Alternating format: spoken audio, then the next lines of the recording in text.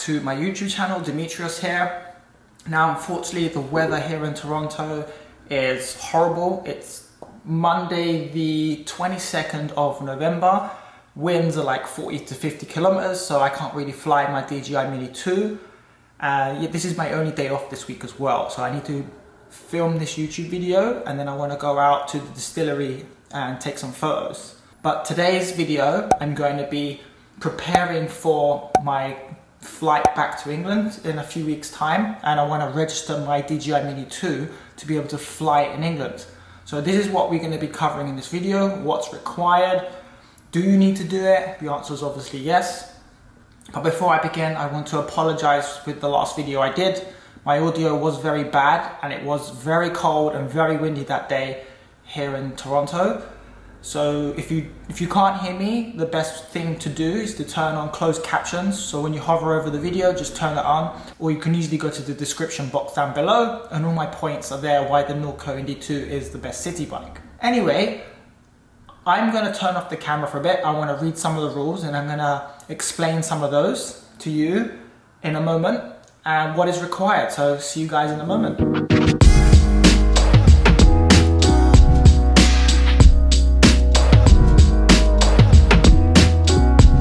For those of you who don't know or are new to my channel, I am advanced certified here in Canada with a caveat, of course, as I'm not permanent resident yet. So I had to take my test through a school. To fly in the UK, there are two requirements. You need an operator ID, so essentially someone who's in charge of maintaining the drone, and then you need the flyer ID.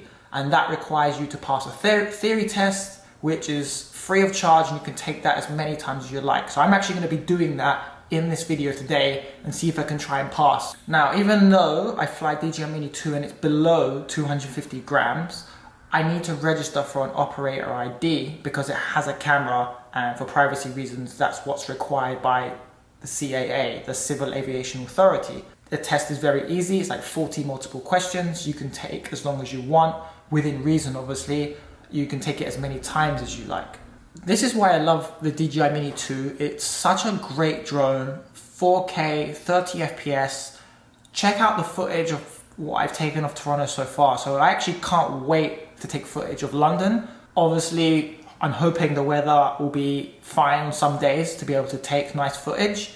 Let's hope for some nice days, not just grey and miserable rainy days. That's what London's normally like. Anyway, let me continue with reading the CAA's website and what's required.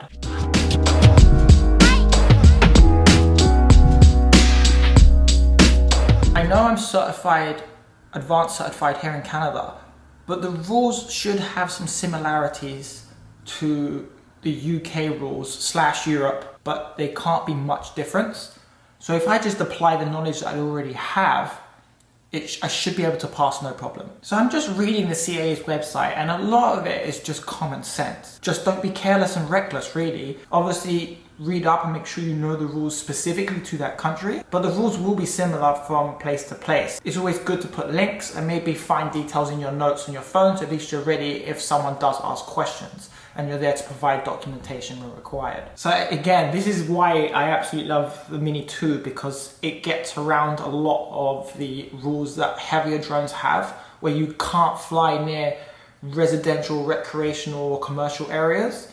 But because the drone's light, you can actually fly within the minimum distance required, which is 150 meters here that in the UK have. So I can fly closer. The one rule that I've been chasing for a while, if you're within 200 feet vicinity of a structure, you can fly 100 feet higher than what that building is. So normally you fly 400 feet, that's the limit. But if I'm within 200 feet of a building and the building is 600 feet high, I can be 700 feet high in the sky as long as I'm within the vicinity of that building. And the UK has a similar rule, so long as you have permission from the owner of that structure. For instance, if you're doing a survey or you want to take photos of that building and you have permission from the owner, you can fly higher than 400 feet. So points 35 to 37, less common flying points. It does actually say here, within 50 meters, as long as you have permission, you can fly higher than 400 meters so long as you have the permission. So 15 meters above that structure or 50 feet higher. So it's halved compared to here in Canada, especially the horizontal distance from the structure, but that means you can still fly higher now. So as long as you get permission from someone, you can fly higher. And what I'll do is, if you are already living in the UK or you plan on traveling to the UK, wherever you are in the world, I will link CAA's website in the description box below. I'm not sponsored at all in any way this video. I'm just creating this to make the knowledge available to you and where you need to go to be able to fly your drone legally and safely. I'll be honest, I think I'll be able to pass this first time, because even CAA's website says here, the drone code tells you everything you need to know to pass the test to get your fly ID. I'm just gonna say, let's give it a go. It can't take more than half an hour. All the rules are literally on this website and it's very basic. This should be fairly straightforward for you to be able to fly legally and safely in England. All right, before I take the test, I'm gonna make a quick coffee.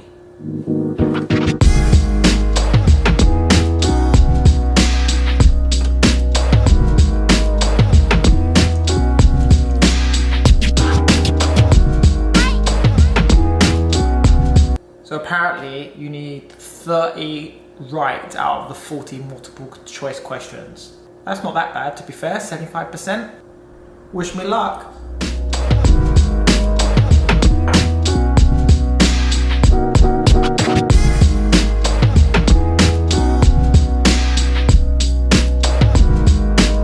I can't believe I got one wrong. One! I need to know which one this is now. What is it? Does it even tell you? Question 13, unlucky 13. It's not the end of the world, I passed, so I got my flyer ID. That was a very straightforward test. I think anyone could do it. The fact you can use the drone regulations at the same time, so you can use a second screen or just have a second tab open. I'll be honest, I didn't really need it. I was just there just to double check. It's always good to double check. I will just go over some of the basic questions. You still study for the test, still look at the rules. Don't just click yes because I've posted it. I'm only going to give a few and just want to comment on why I think they were a bit ambiguous or if it's straightforward. Right, question 2 was very straightforward. It's basically talking about, can you carry anything, especially dangerous material, with your drone? That's a no. I mean, out of the 3 possibilities, it's obvious it's a no, and it says that clearly in the rules. Regardless if you own that piece of land or not, just don't carry anything. Question 4, again, very easy. It talks about a near miss situation, should you report it? And it's in the drone regulation rules. I'll put a screenshot up. So yeah, report it if you have a near miss situation. It's always good to do that. Question 20 was really easy. It's black and white in the rules. Just check the regulations, which best describes A1 to A3. You can't, it's impossible to get this wrong.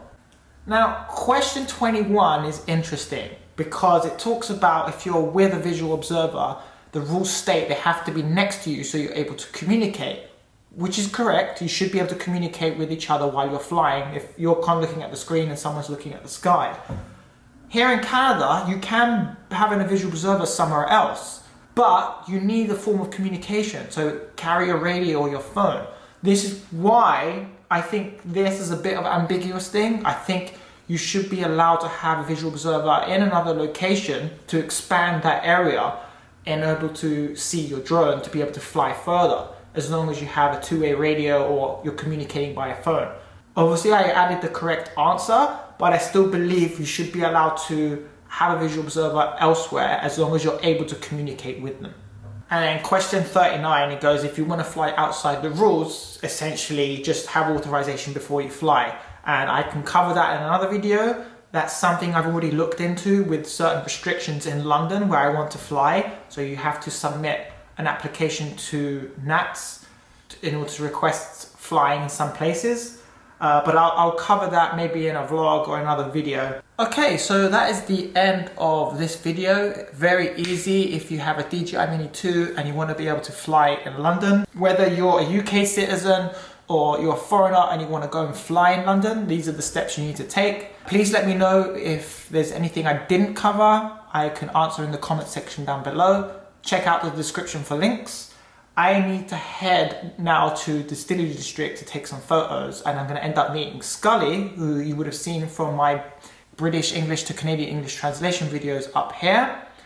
So let's leave it there. Remember to give this video a like for the algorithm. Subscribe to my channel for future content, especially with my trip to London coming up. I'll do my first travel vlog and I'll be capturing some footage in London. I'll be going through the process of how to gain permission. I need to submit that because you need 21 days apparently. So yeah, let's leave it there and I will see you in the next one. Peace.